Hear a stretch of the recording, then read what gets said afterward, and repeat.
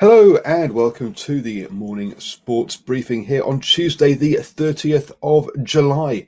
Stokes to be skipper, Payne fined by court, King Carlos contract terminated, and again we have more netball, basketball, golf, coronavirus news. We have a packed show this morning because here on New Zealand Sports Radio, this is your best way to start the day up to date on the important sports news.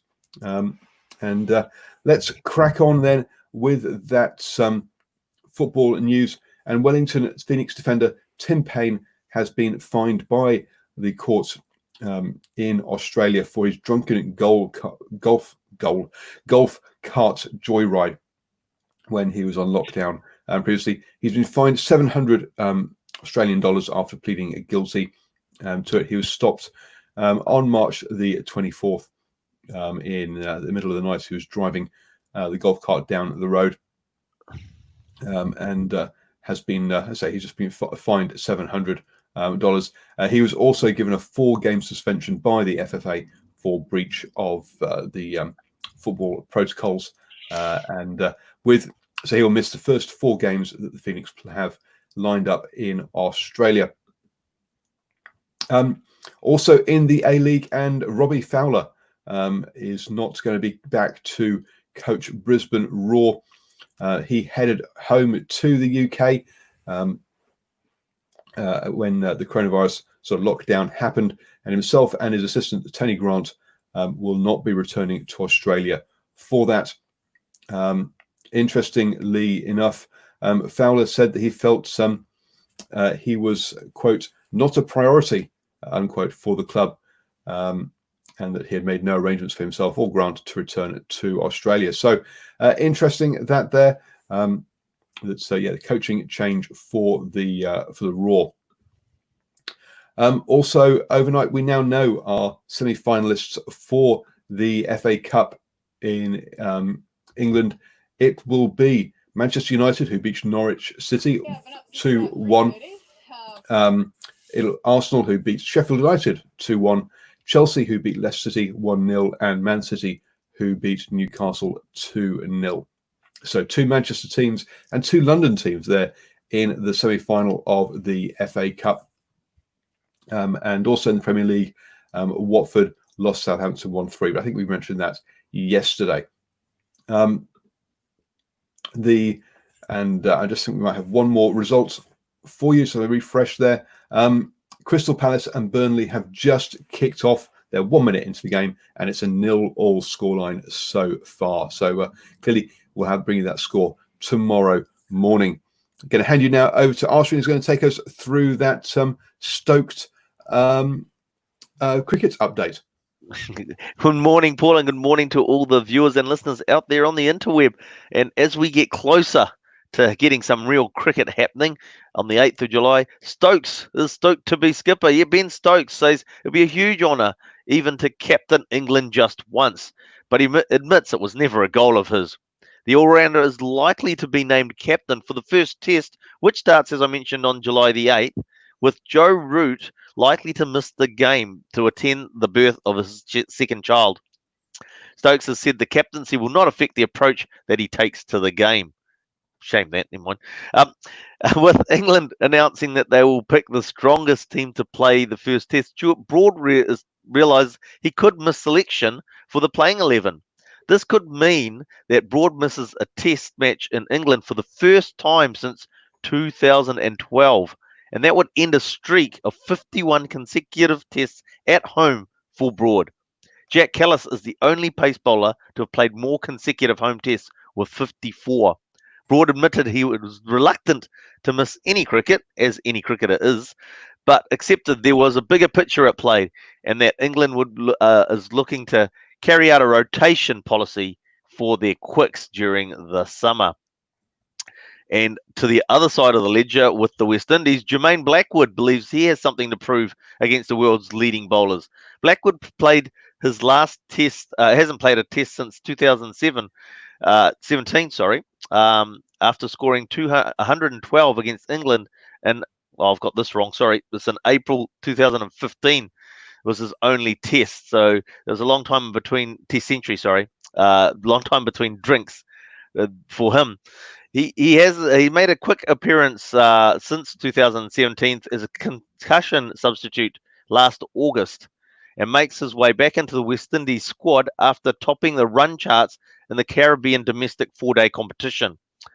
The new plan for Blackwood is to bat as long as possible rather than going gung-ho from the start and trying to hold on to that wicket for a bit longer.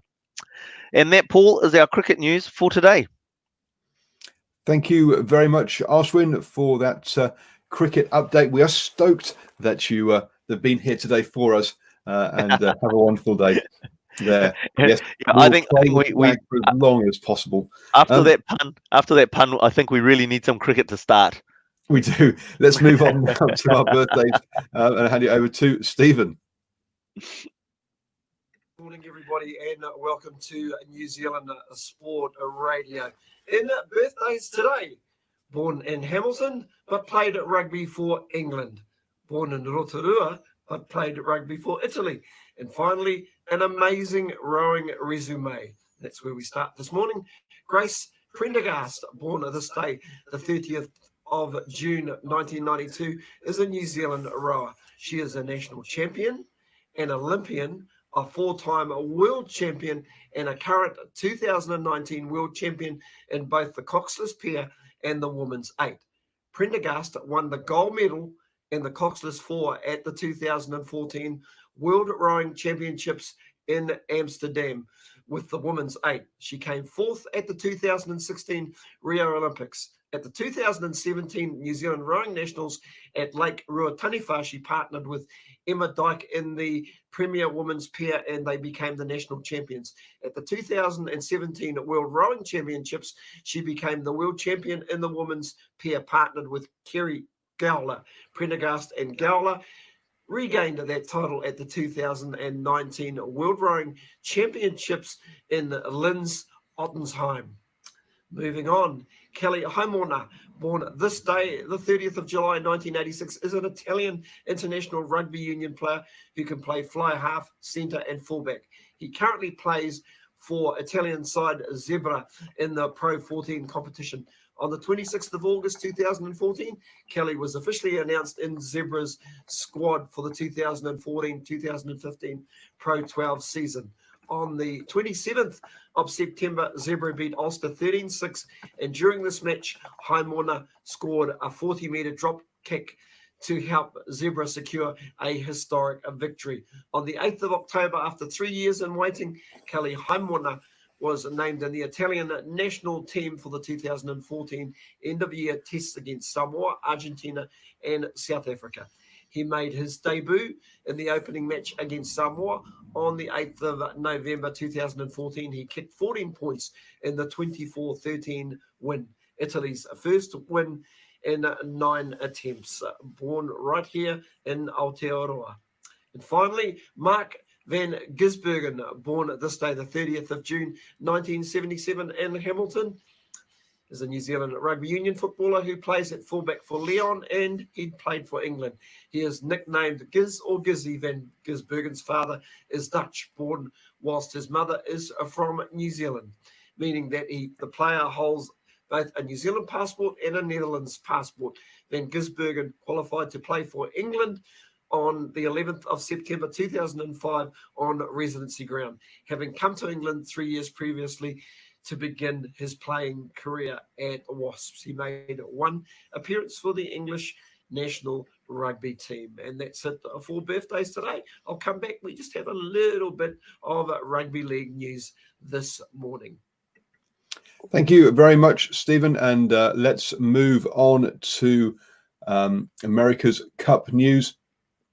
And the American Magic have their first boat has arrived in New Zealand, arrived yesterday, and should be in their training base arriving there today. Their New Zealand members of their crew have already flown back to New Zealand and are due out of quarantine this week to start work on that boat. So their AC-75 Defiant has arrived. This is their first boat Their second boat is currently under construction, just like many other teams, and will be flown over here. Both the English syndicate and the Italian syndicate will be looking at flying their boats out to New Zealand. So yes, that's all starting to come together for the America's Cup. However, on the New Zealand side, the Team New Zealand have had to axe one of their contractors after allegedly secrets were leaked. They were flabbergasted by this, and I think it sounded like it was somebody or a contractor on the events side of things, not the boat competing side of things. And it sounds like they had nefarious intentions, making allegations against the organizations to slow them down rather than necessarily steal secrets, such as suggestions that Grant Dalton had his race car flown over here by Team New Zealand when he showed receipts that he paid for that, and so forth. So thankfully that person, that group have been identified and removed. But yes, a bit shocking there. And now we'll hand you back to Stephen, who will take us through our NRL update. Good morning again, Paul. Well, one player that we are wondering if his career has come to a crossroads must be wondering if he has indeed played his last game of Premier League. From sitting equal second on the Daily M leaderboard, dumped in reserve grade, and now a potential mid-season move. Benji Marshall's fairy tale send-off isn't going as planned. Marshall was dropped after the Tigers' disappointing loss to the Titans and hasn't seen any first-grade action since, despite being one of the club's best performers over the past year. Now, the Sydney Morning Herald reports that Marshall's manager has taken upon himself to try and find a new club for the rest of the season. There aren't many teams desperate for a top-shelf playmaker either, which makes it even more difficult. The Herald reports that Matt DeSera, Marshall's manager, has been in touch with the Cowboys, Storm, and the Sea Eagles.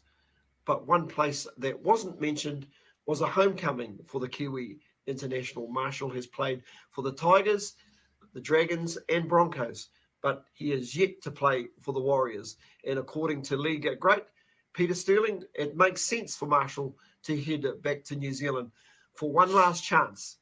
Think the Warriors, Sterling said when asked where Marshall should go if he was to leave Concord. There was real symmetry about Benji coming back to the West Tigers, knowing his standing and his association with New Zealand Rugby League and maybe the Warriors is a viable option in regards to putting him alongside Blake Green, Cody Nikorima, to dummy half, maybe as a super sub off the bench where he has played so well before. I just think for Benji, that might be something that might appeal to him. And I think for the Warriors, that would work well for them. Put him alongside Blake Green, and they've got a lot to offer. Marshall was classy when first reacting to his shock accent, admitting that while surprised, he took on feedback and was determined to earn his way back into the side. Well, let's hope that Benji either gets back to first grade for the Tigers or else maybe another club will pick him up for the season. That's it for League News today. Have a great day, everybody, and thank you again. Thank you very much, Stephen, for our NRL updates. Moving on to rugby union. Well, kind of. Ex-Wallaby Pete Fitzsimmons has called the All Blacks versus Kangaroos game a complete nonsense. Yes, people coming out on both sides of the ledger as to whether this would be a good idea for the game to be, which is scheduled potentially to be held on December the 5th. So let's see what may or may not come of that. Personally, not a big fan of the cross-code game, but hey, let's see what we can always give it a go and see what it looks like.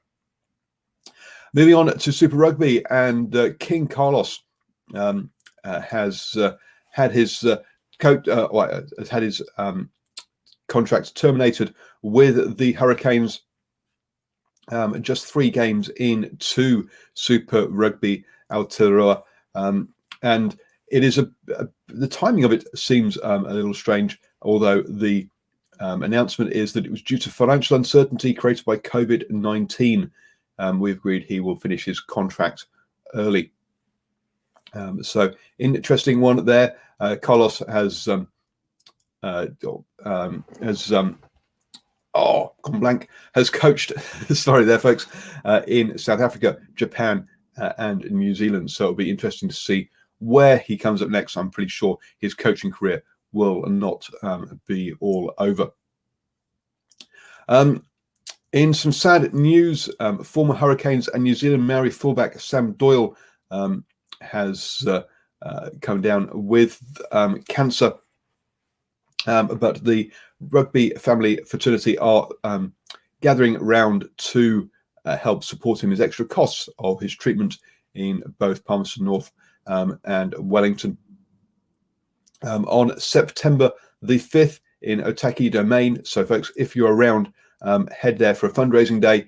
Manawatu Turbos will play Wellington Lions in a pre-season game, and Horifenua Kapiti will take on Wairarapa Bush for the PG Wrightson Cup. So that is Saturday, September the 5th on Otaki Domain. Doyle played for Wellington Lions, Manawatu Turbos, and also Horifenua Kapiti. So let's wish him all the best in his treatment for his cancer. Moving on now to golf news, and congratulations to Dustin Johnson, who won the Travellers and extended his winning streak to 13 seasons. Now it's 13 seasons that he's won at least one tournament in. So congratulations to him. He had a 1-stroke victory over Kevin Streetelman. Moving on to basketball, and in the NBA may allow players to wear social justice messages on their jerseys. The NBA and the National Basketball Players Association are discussing this possibility to see whether players will be allowed to have social justice issues or charities on their jerseys. This would be the first league in the world that I'm aware of that would be allowing that, especially if it's at a player level where each player would have individual jerseys rather than necessarily a team option. We've seen obviously sponsors or teams have had charities on their jerseys. Barcelona Football Club, for example, had as their main sponsor. They gave up the rights to a charity for some time, but I don't think before we've seen where each player has their own individual message on their jersey. So it'll be interesting to see how that progresses. In the NZNBL, there were no games overnight, but tonight we have the Taranaki Mountaineers taking on the Auckland Huskies. The Mountaineers looking at bouncing back from that loss to the Rams on Sunday evening, where the Huskies are still searching for their first win after losing. In the second game on tonight, the Nelson Giants will take on the Franklin Bulls. Both these sides have registered their first victories on Monday evening, so looking to extend their winning runs. So tune in to those this evening. Moving on to netball news. And last night, the Pulse beats the Mystics 40-35 and to extend their winning streak to 3 games now in the competition, and also register the first loss for the Northern Mystics. That was 1 versus 2 in the table and switched round. The Pulse looking very strong for the title this year. It's going to see if anybody can stop them. The next game in the ANZ Premiership is on Friday evening between the Mystics and the Tactics. That should be a cracker, being second versus third in the table. That's at 7 p.m. at Auckland Netball Centre in St John's. So get your tickets, head down to that one. I say should be a cracking game there on Friday evening. Don't forget you can listen to New Zealand Sports Radio on the go. Just download, just search for New Zealand Sports Radio on your favourite podcatching app, be that iTunes, iHeartRadio, Spotify, or Acast, and you can listen to us on your commute to work. Some reports being released by New Zealand Sport suggest that some of the professional sports could have gone under if they hadn't got the government funding that was released earlier in June. That was a total of 4.6 million spread out between Netball New Zealand, New Zealand Rugby, the Phoenix, and the Warriors. It was there to help the ANZ Premiership and the Super League get going, and also for the Phoenix and the Warriors to get over to Australia to return to their competitions as well. The evaluation taken by KPMG and reviewed by New Zealand Rugby boss Steve Chu showed that the Phoenix, for example, would not expect, without any support, would have expected to have gone under, and that would have meant that they would have lost the A-League license, and cutting off a path to high performance for football players in the country. It explains why that funding was brought to place. You have now started the day the best way, up to date with all the important sports news. Don't forget to join us every morning at 7 a.m. for the morning sports briefing here on New Zealand Sports Radio.